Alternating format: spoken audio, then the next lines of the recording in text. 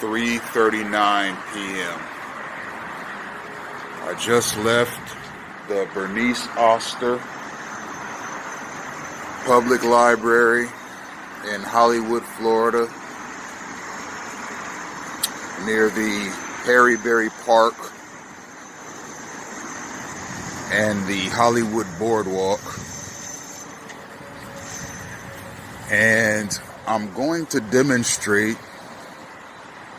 how gang-stalking, which is the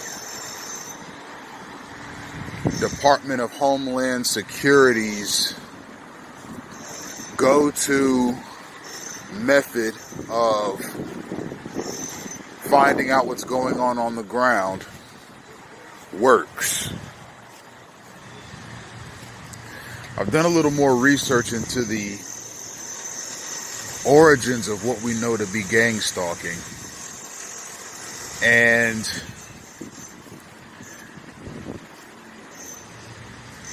it's a federal law enforcement program that is very much subject to the DHS's idea of national security and how national security is to be obtained.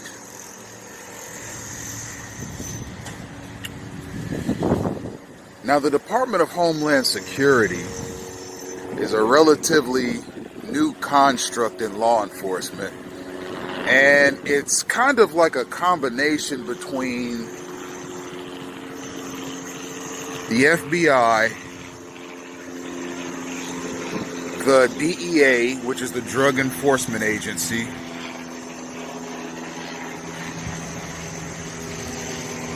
the ATF, which is the Bureau of Alcohol, Tobacco, and Firearms, the U.S. Marshals,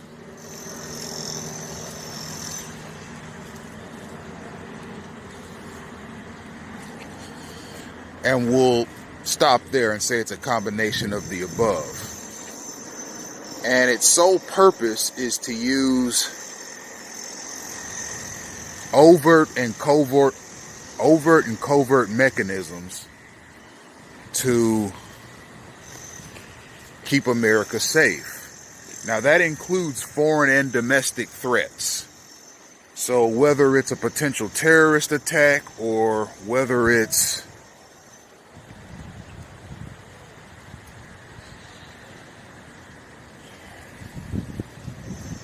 extremely pervasive narcotics distribution,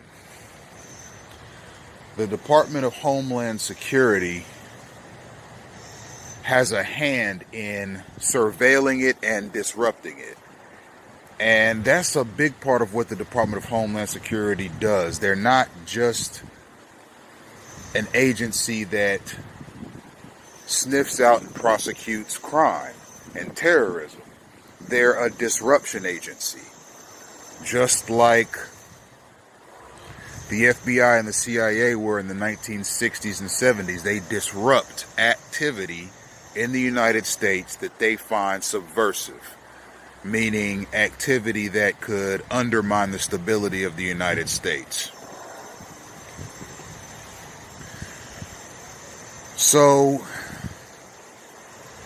having done more research into what gang stalking is, and at its core, it's a disruption mechanism, a disruption of the life of the targeted individual, and looking at the reasons as to why a person is put into a gang stalking campaign, whistleblowing, being very outspoken on a political issue, having an inheritance, being a loner, visiting controversial websites, having conspiratorial views on things. These are all attributes of someone who gets put into a gang stalking campaign. And before the Department of Homeland Security was created, these are the types of behaviors that the Bureau of Alcohol, Tobacco, and Firearms, and the Drug Enforcement Agency used to look into. But you see, the Department of Homeland Security now looks into those things, and some of the other federal law enforcement agencies that used to, I guess you could say, disrupt people and institutions have taken a back seat to the Department of Homeland Security. So I'm inclined to believe that there are corporations, churches, and various groups and institutions that either knowingly or unknowingly work with a program that the Department of Homeland Security has in place to disrupt the lives of individual American citizens that it deems to be subversive in any capacity to the stability of the United States. Now, I've said in previous videos, I am an opinionated person. I like to exercise my First Amendment right to free speech. I can't say I've ever blown the whistle on a corporation.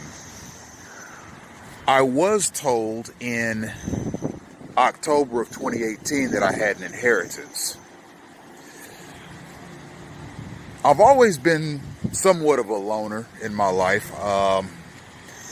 I've had many acquaintances that at one time or another I could say were friends, but for the most part, I've always liked to learn and grow by myself.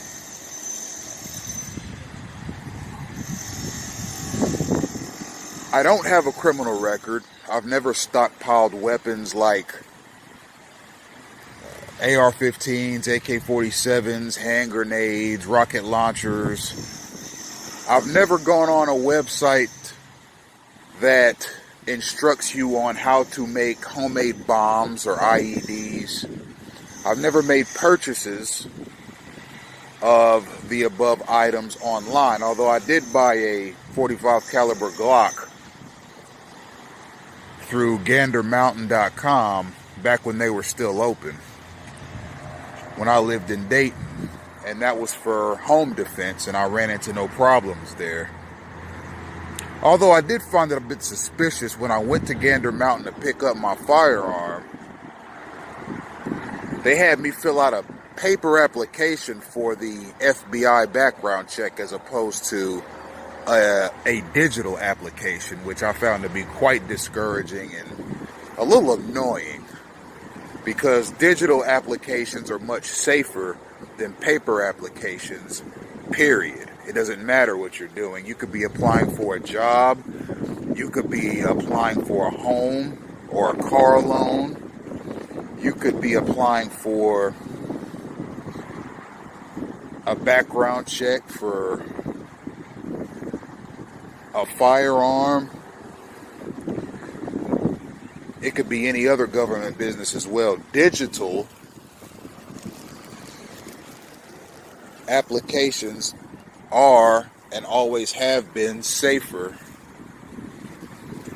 than paper applications, because the information goes right into a secure server rather than into the hands of a person who could very easily steal it. So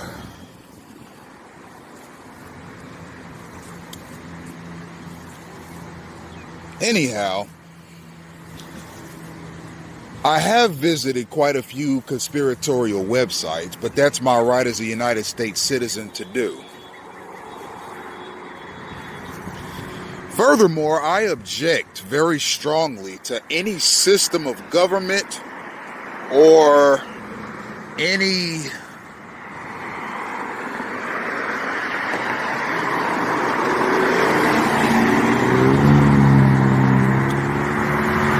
government program that enrolls, enlists, or otherwise places a United States citizen in a spying mechanism by matter of a law enforcement order without notifying that citizen.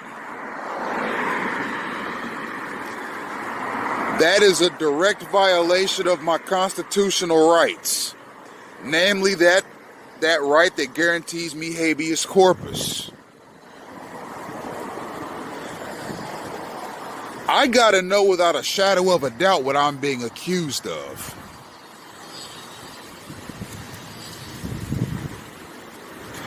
You can't prosecute a person for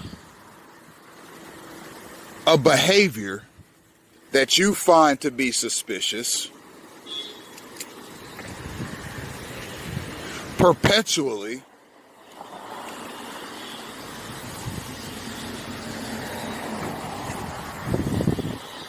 without telling that person what's going on. That's straight out of the Third Reich's playbook. That's straight out of Joseph Stalin's playbook. That's straight out of the Communist Revolution of 1917. Okay? That's straight out of Mao Zedong's playbook. Alright? That's straight out of the KGB.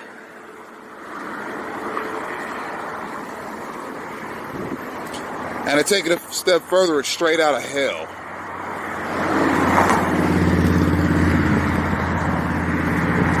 You want to use all of these resources and all of this technology to disrupt the life of a person that you find suspicious because of something they said or a book that they read or a website they visited, or because they're not as outgoing as you think they should be. They don't have as many friends as you think they should have. They haven't dated as many women as you think they should have dated. They don't have the kind of political views that you think they should have.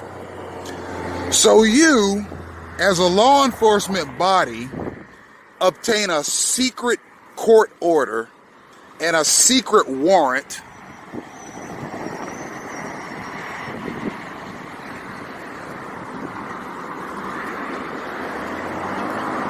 to endlessly disrupt that man's life using all of your powers as a taxpayer-funded paramilitary unit.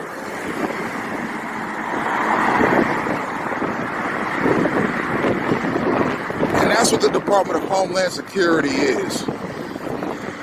I don't know what wing of the Department of Homeland Security puts people in gang-stalking campaigns, but I'm talking directly to you.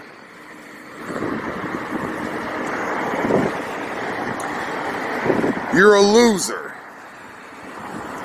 You don't understand the U.S. Constitution and you don't value the U.S. Constitution. You don't know what a patriot is and you don't value patriots. You don't know what law enforcement is and you don't value the law.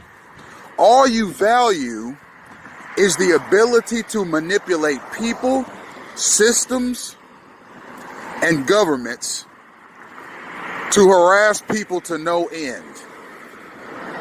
And you ought to be ashamed of yourself.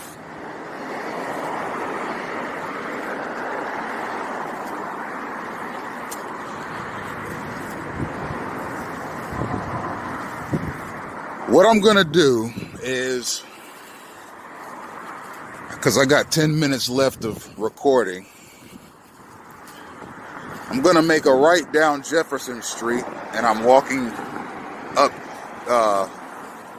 Ocean Drive now.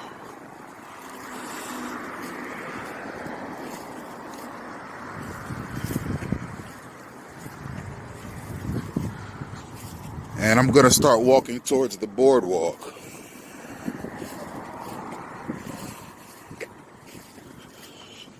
So we can get some more of this gang stalking caught on camera.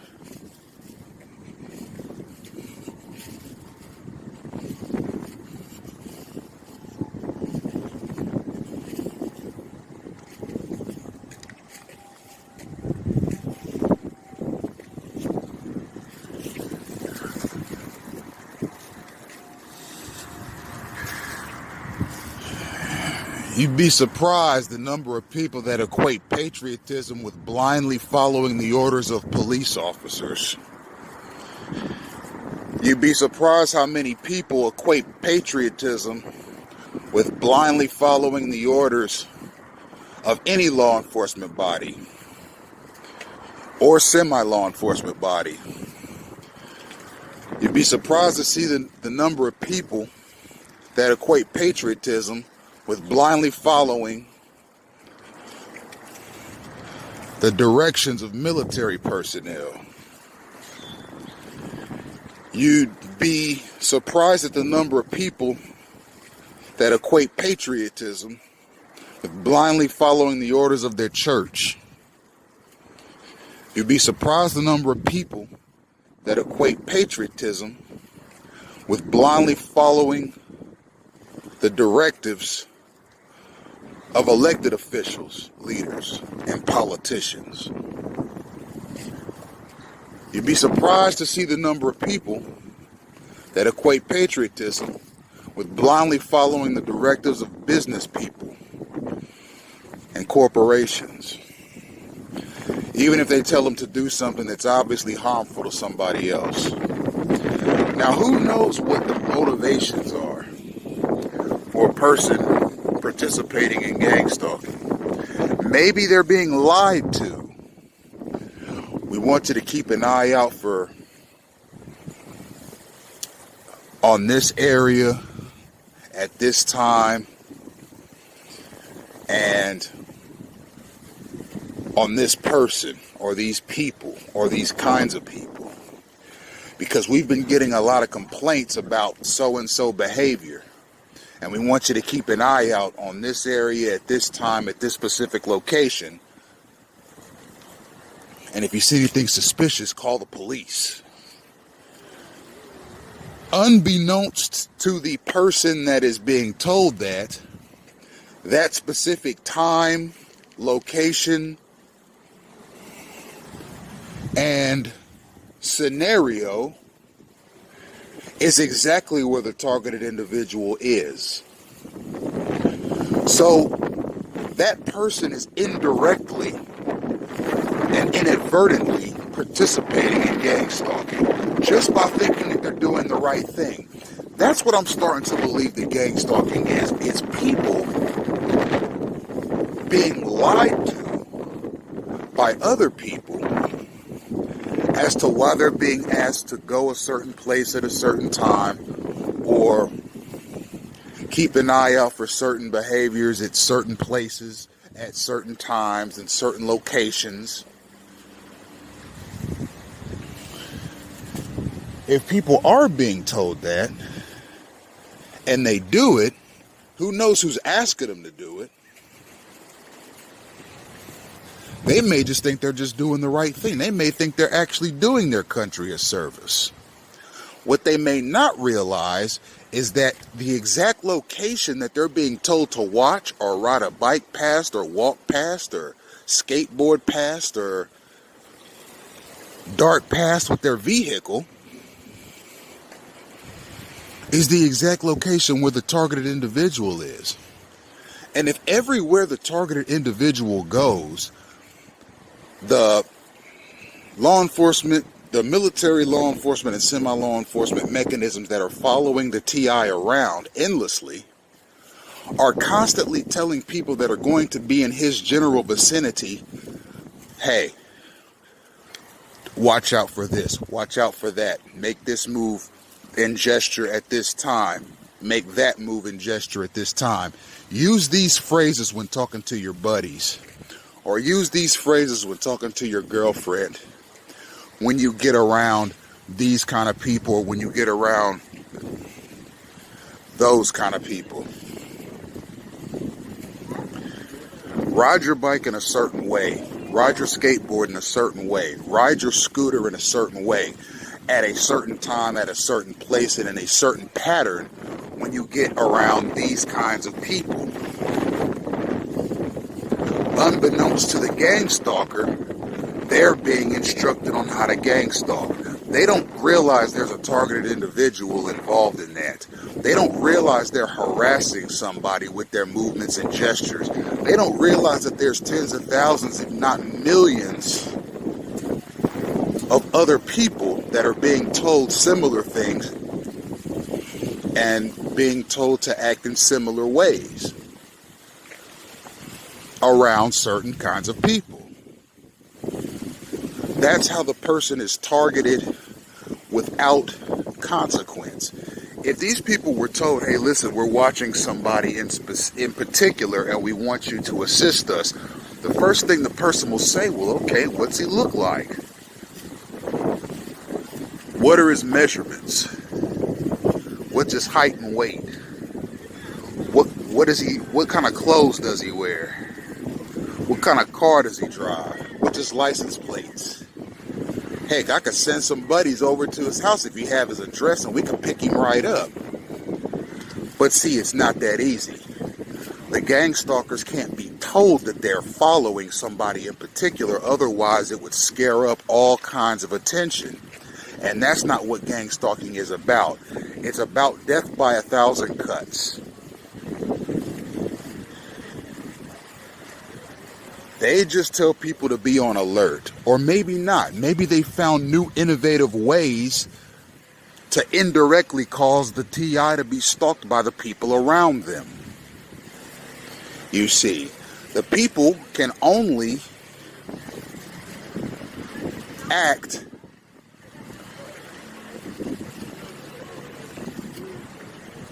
as far as it makes sense to them.